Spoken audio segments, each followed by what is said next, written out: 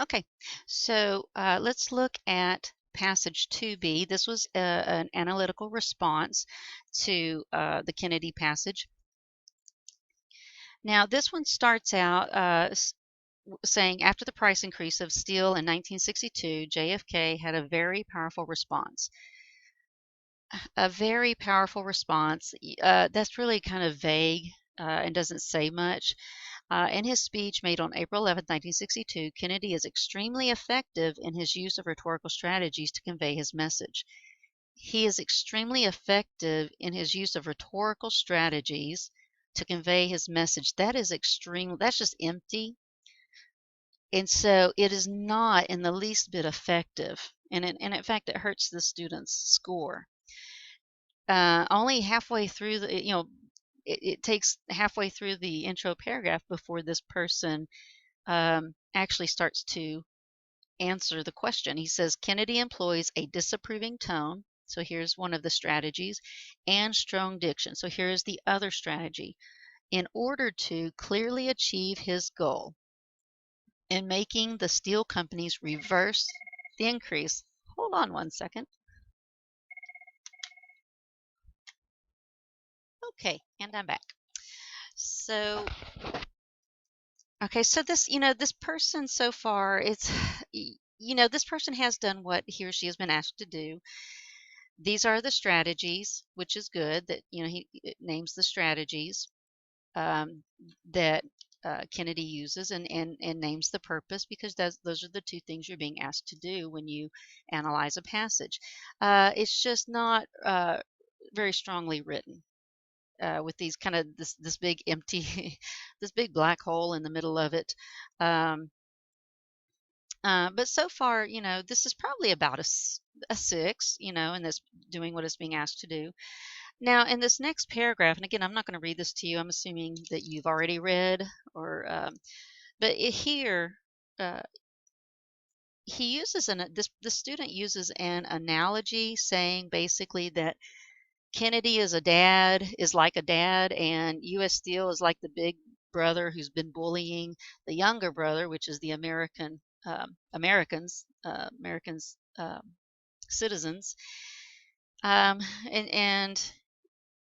the father would emphasize the innocence of the younger brother, which are the American people, and that he can't defend himself. And that's not entirely accurate. So it's really not the best analogy. But he is using it to discuss Kennedy's tone, and that the tone is sort of shaming U.S. Steel. So it's somewhat accurate.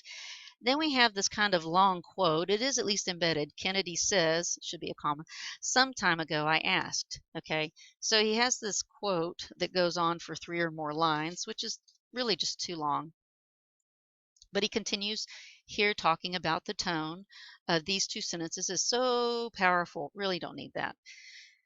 Uh, and again, so powerful. I would just, the tone of these two sentences, I would omit here and pick up here. The tone of these two sentences isn't angry, but it is so disapproving. And I think that would be stronger. He conveys his disappointment in the steel companies, which any child knows is much worse than anger. Well, I don't know that we all know that every child knows that any child knows is worse than anger. I think I understand what this person is trying to do with that, but it just doesn't quite work. Now, what we want to know is this person going to connect back to the purpose? It leads to feelings of guilt, which was Kennedy's goal. And that is connecting back to purpose, which his goal was really not to make them feel guilty, but to get them to lower their prices, which I guess using guilt to make that happen. But so this person does connect back to purpose, and uses a somewhat okay, a semi-effective analogy, and yet somewhat inaccurate. So we're kind of going into the range of a 5 at this point. Now, in the next paragraph, he talks about the diction. It's well chosen. That's sort of an empty phrase, well chosen diction. We know it's well chosen. It's very effective.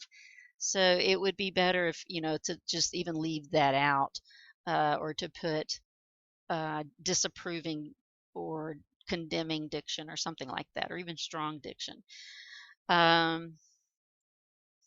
Let's see. Oh, I'm sorry. Let me flip over here to my other page. Now, oh yeah, here we have a very long quote starting, where is it? Right, starting here, going all the way down to, that's a long quote. And that's much too long. I mean, it starts here all the way down to here. That is much too long of a quote, especially considering the fact that this person then breaks it up into a paraphrase and discusses important parts of it. This quote is packed with exceptional word choice. Again, yeah, that's just, we know it's exceptional. It's a very good speech. So this is, I'll call this complimenting the author, but that doesn't gain you any points. It's just sort of empty statements. So this quote is packed with exceptional word choice, such as utter contempt and tiny handful, which those are some phrases that are used in this very long quote. He singles out the executives alone, making it seem as if they do not care about anything but themselves. He also makes sure to compare this tiny handful with 185 million Americans. So I don't know why this person includes this very long quote when he takes the best parts of it here to actually discuss it. And this is much more effective down here. So this was a waste of time. It's much better to choose the best parts of it and just what is it you want to say about those. So then it ends with, not only does this make the executive seem inconvenient, a word choice, maybe he meant inconsiderate, I'm not sure. So kind of poor word choice, but it puts a small gang against a national army. My question is, so what? How does that help him achieve his purpose? And if this person had gone on to say, well, it helps him to, by saying it's a small gang against the national army, it might increase, it might make U.S. Steel seem like less of a formidable enemy, since we have 185 million Americans and we're a national army. We're much bigger than that tiny handful of executives. Usually going up against a huge corporation that's making 600 million a year seems like a daunting task, but by pitting a small gang, a tiny handful, against a national army, 185 million, it makes it seems much more possible to win. And so that can help him achieve his purpose of maybe pressuring or causing a little fear in the hearts of the executives, and maybe to lower the prices. So this statement it doesn't connect back to purpose. And anyway, this ends, Kennedy's use of tone and diction make his speech extremely effective. That's pretty much an empty statement. His tone, his diction, make it effective. That's an empty statement. In urging the companies to, I'm sorry, in subtly urging the companies to lower prices. And I guess I don't know what that said, steel companies. There's nothing subtle in his approach. It is straightforward, so this is inaccurate. But he does end with urging the companies lower prices. So he ends on, and here's their purpose. I'm reminding you that I know what it is. So this is a 5, a straight up 5, because parts of it does kind of do what it's been asked to do. It gives his purpose, make them lower their prices. It gives rhetorical strategies to the tone and the diction, and it gives examples of it. But there are parts of it where he doesn't fully, like not connecting back to the purpose, is falling down on the job. Having this big long quote that's pointless, wasted time, having word choices that are incorrect, affect your understanding. Those are things that really would fit in a 4 paper. And so because it does a little bit of a 4 paper it seems like a little bit of a 4 paper and a little bit of a 5 paper, that makes it, I'm sorry, a 6 paper, that makes it a 5. Okay, now looking at the 2C, this one actually got a 3. And some students were concerned that that the student switches to um, cursive writing from print. That does not affect his score whatsoever. What does affect his score is that this is a very empty essay that does not talk about purpose or devices. It sort of attempts to do all of this, but it has lots of empty parts. Like, I mean, this whole thing is fairly empty. This is empty. Um, a lot of it is kind of confusing. So it's just it's unsuccessful. Now, going to 2A. This one, and a lot of students were surprised to hear this one. 2A got a 9. Not a single word in this is empty or wasted. The word choices are strong.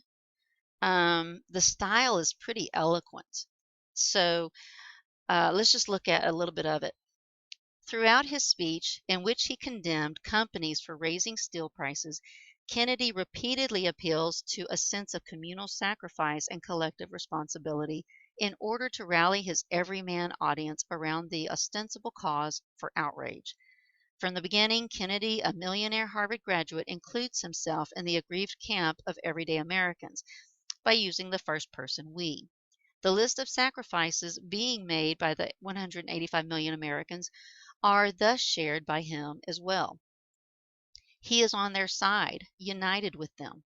Yet in the very same breath in which he lumps himself in with the rest of the country, he takes another privileged group, the tiny handful of steel executives, and sets them apart, separate. Such us versus them distinction is a critical justification for the contempt and righteous indignation that Kennedy heaps on the steel companies. So this person's own diction and writing style and syntax is mature. And let me see something very quickly.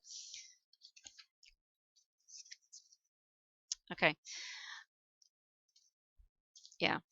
So he mentions the purpose. The purpose is here. Let me see. To rally his everyman audience. So this is the purpose. And the devices, he talks about the sense, he creates the sense of communal sacrifice. I'm sorry. He creates a sense of the communal sacrifice as well as collective responsibility. And those are the two rhetorical strategies that he's going to use. Now, those do not sound like your typical rhetorical strategy. You know, it's not ethos, pathos, logos, but it actually is. This is actually pathos, a sense of communal sacrifice. And that's appealing to, you know, the sense of community, of sacrificing for one another, helping one another, and as well as, you know, we're all responsible, we're all in this together. So he's actually using pathos, appealing to an emotion, just calling it communal sacrifice and collective responsibility.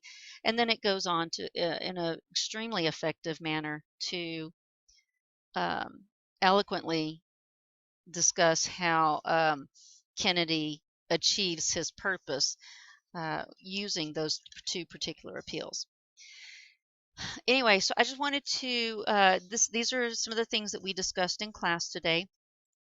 And I wanted to give you a chance to listen in on some of the things that I talked about with the other students.